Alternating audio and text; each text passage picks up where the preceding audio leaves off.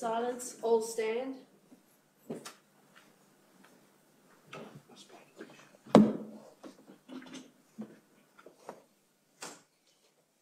Please be seated. Brother, just before Ms Finesse takes up her questions, there's a couple of matters the Commissioners would just like to raise with you.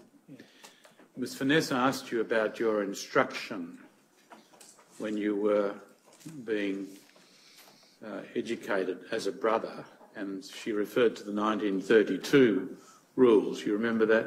Yeah, it should have been the 1832 rule. Well, yes, sorry. But in any event, you said that you were taught about the rules of conduct between a brother and a child in the school setting and so on. Were you told why those rules were necessary? No, we weren't. Detail wasn't given. It was clear. We're just given as an instruction, a recommendation. And I suppose at the time, I remember in 72, I wasn't quite aware, but I knew that we had to follow that. That was, yeah. What did you think was the reason why you were being told to follow those rules? Yeah, I certainly didn't connect it with sexual abuse. It was just an appropriate way that an adult would be with a child, that you wouldn't be alone. Yeah, I certainly, yeah, it's hard to know what I connected with then. I can't recall exactly. When did you start to think it might have had something to do with the risk of sexually abusing a child? I suppose when I started teaching myself and being aware that students, you know, they had to have dignity and practice of students, and I always remembered those occasions, particularly in my early years as a brother, and ongoing as I think I finished teaching around 1990, 92, and they were always part of my practice. And I can remember certainly at St Virgil's in Hobart, where the principal of the time made sure that you could see into classrooms in that area. So it was awareness that it was there as I commenced my teaching career. Now, when you were given instruction as to how you were to behave, were you instructed as to what you might do if you saw other brothers, who were not behaving in accordance with the rules? No, I can't recall we were ever informed who to inform or what to do if we saw another brother break those rules, no. And what did you think you would do if you saw another brother break the rules? Oh, hopefully I'd report it. And that would be to the superior of the community, which is normally the headmaster of the school in those days. So did you see it as your obligation or duty to report if you saw a breach? Certainly I would have. And I've always, even from my earliest years, valued a positive relationship with students and always sought to meet their needs in a wholesome educational context. And certainly, even as I mentioned earlier, I even found corporal punishment in even my first year at Ringwood was not the right thing to do. I knew it intuitively. Did you ever have occasion to report a brother for breaching the rules? I have not, no. Yeah. Yes, Ms. Finlay. Brother, you're aware that there have been 3 brothers convicted of offences committed in this geographical area? I am. That's formerly Brother Farrell, Edward Dowland, who's now known as Ted Bales, and Robert Best? Correct. You're also aware that the Christian brothers paid for the legal proceedings on behalf of each of those? I am. And in relation to Stephen Farrell, it was just over $23,000? I can't recall the exact number, but that's the approximate amount of money that I'm aware of. Well, can I tell you that the numbers I'm giving you are numbers that were provided to the Royal Commission under notice from those who act for you? I think I remember seeing that information. And in relation to Edward Dowland, just over $77,000? Yeah, that's the figure I recall. And Robert Best, $1,527,949? That is the figure that I've read. Is there any rule in place now as to whether or not the order will contribute to or pay the costs of a brother charged with child sexual offences? Certainly, and it's been a matter of conversation even since I've been in this leadership position. And again, with the consultative committee, I think we tendered a document about legal costs associated with defending a brother that is charged. And there are protocols now set in place, and but really it's a stage-by-stage approach. What does that mean? Well, we say a brother needs an initial, he's charged by the police, he needs a solicitor to go and be with him.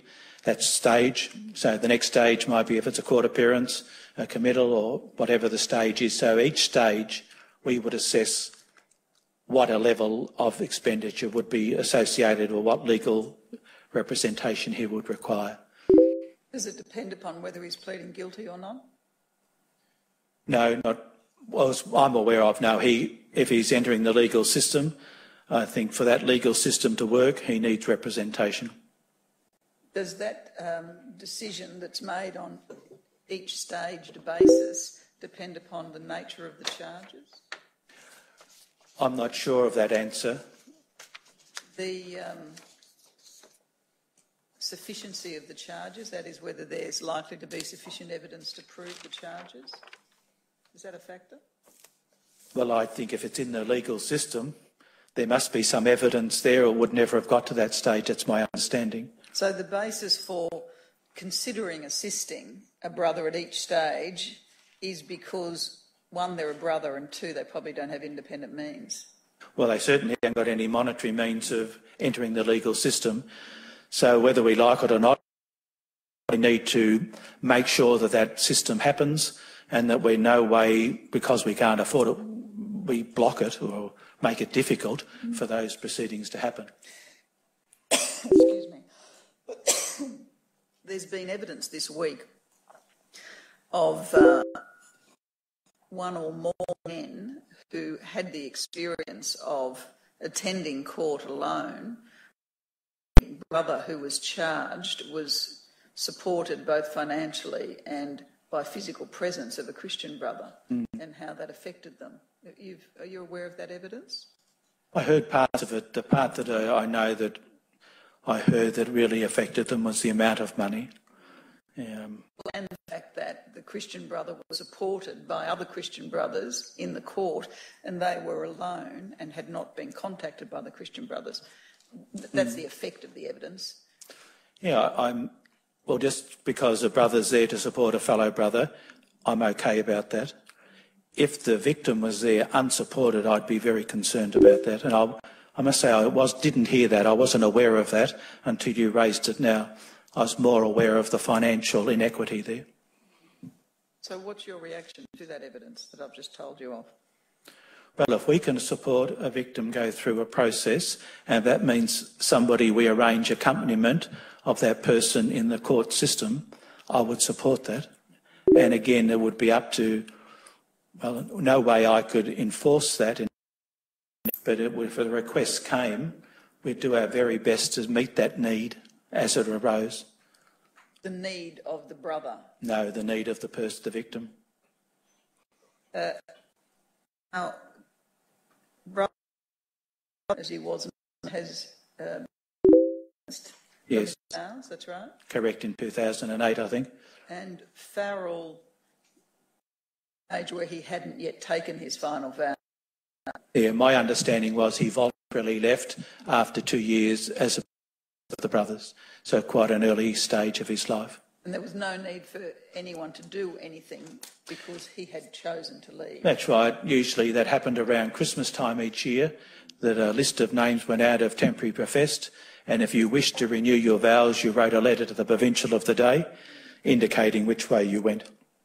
So I'm assuming he followed that process and wrote or indicated that he was not renewing his vows. Best remains a brother? At this stage he does, yes. Why is he still a brother? Because he hasn't gone through the exclaustration or dispensation, and he has not requested that. And as far as I'm aware, at this early stage of my leadership, the congregation hasn't taken any initiative in that area either. Why not? I cannot answer that directly, but I know that in our chapter, any brother now offends from now on, will no longer remain a member of the congregation. Prior to that, that means prior to 2013, there is no legislation in our constitutions for that to happen. Have you gone to Rome about Best? No, I have not. Why not? The matter has not come to my attention yet because he's still in prison, and it hasn't come to my attention to take it further at this stage. Well, when you say it hasn't come to your attention, you know he was convicted, you know he's in prison, and you know he's a brother. What more do you need? Correct. Now, I'm assuming that you may take it to Rome for his dispensation of vows. Yes. No, I have not moved in that direction as yet. When you say as yet, do you have any plans to? I would need to take advice. As I mentioned to you earlier, I have raised this in a general conversation with other congregational leaders who would have a far more experience than I have. And all they said to me, it's a very complicated and long process. That's where I've left it, really. But if the process doesn't begin, then he won't be dispensed, will he, at all? Well, that's correct. And it's, for me, I know the crimes. I've only heard how awful they are. If Best comes out of prison, whenever that is, he'll be an elderly man. So what do we do with an elderly man in his 80s? So some would say leave him where he is. Well, I'm not sure how I would respond is probably my best answer at this stage. Are you content with him, when he comes out of prison, being able to call himself a brother? I'd be very uncomfortable with that. And he can call himself a brother when he comes out He can, of prison, can't he he? still can. But I know he doesn't in there, but he still can, yes. I am of the conviction that anybody that committed the crimes that he has done, how could he ever live a life of a Christian brother? And how could he be faithful to the charism of Edmund Rice? Well, leaving aside his views... And Or they're my views, sorry. Well, leaving aside how he might consider himself, isn't it the case that those who have survived his abuse would surely be, at the very least, unsettled by the fact that he could still call himself a brother? Yeah, I would assume that, yes. And what is necessary to stop him calling himself a brother is to begin what you've described as a complex and lengthy process. Correct. And that process hasn't begun. Correct. Thank you. Thank you, Your Honour. I have nothing further. Yes, does anyone else have any questions? Yes, I do. Anyone else have any questions? Okay. Thank you, Ron. Brother Clinch, my name is Seckle. I appear on behalf of BAP, BAV and Andrea Lockhart. Andrea Lockhart's part of CASA here in Ballarat.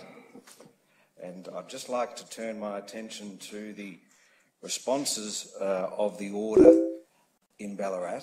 And firstly, please, if I could take you to paragraph 66 of your statement. Paragraph 66, and I'd just like to confirm the following, that in May of 2013 the Christian Brothers publicly stated to the Victorian Parliamentary Inquiry our commitment to an ongoing and meaningful engagement with victims and their representatives. We urged any former student needing support or counselling to contact us in whatever way they wished. We also indicated that we were open to engaging with those who had received previous settlements but who had ongoing needs for assistance, and that we would consider claims that a former settlement was inadequate or unjust. And that was so. That sentiment, as I understand from paragraph 67, was reiterated by Brother Julian MacDonald following the case study 11 in Western Australia of this Royal Commission. And if I could then please take your brother to tab 181, and that will appear on the screen in a few moments.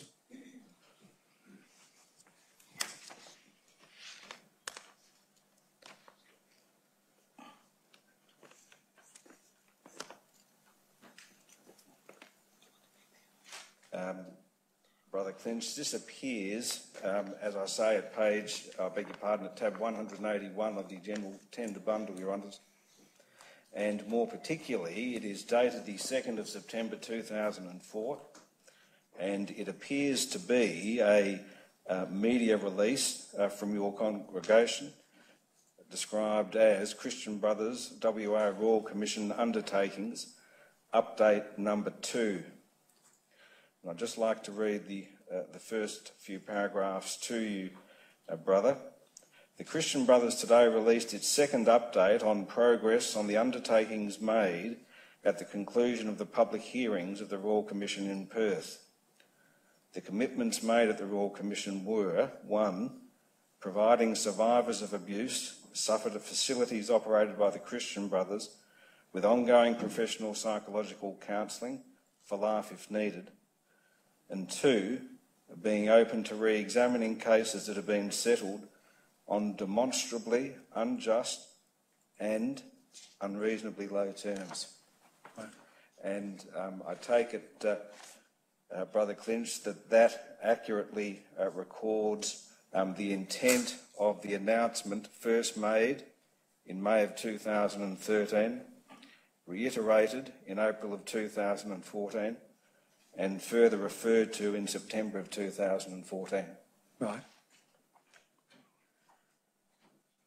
I take it from evidence you've given earlier this morning that you're aware of claims being made in respect of these sorts of events from about the early to mid-1990s. Would that be fair? It'd be fair. If I can take you then to paragraph 73 of your statement. And this paragraph relates more directly to the victims of institutions within the Diocese of Ballarat. If I could just read, with respect to victims at Christian Brothers institutions in the Diocese of Ballarat, I understand that so far 11 claims have been re-examined, and additional payments made. I am advised that the total amount of additional payments relating to these claims is $914,400. I take it that's correct? I'm assuming that too. Yes. Are we to understand that of the 11 claims that have been re-examined, payments, be they by way of counselling, further compensation, have been made in each of those claims? I would hope so, yes. Can I ask, Brother Clinch, what principle, what belief, what aspect of character within your congregation led the congregation to resolve claims against victims of childhood sexual abuse on a basis that they now accept was demonstrably unjust and unreasonably low? So there's been, from an original settlement to in claiming that they're unjust now in the light of our day. Yes. What's the explanation for that ever occurring?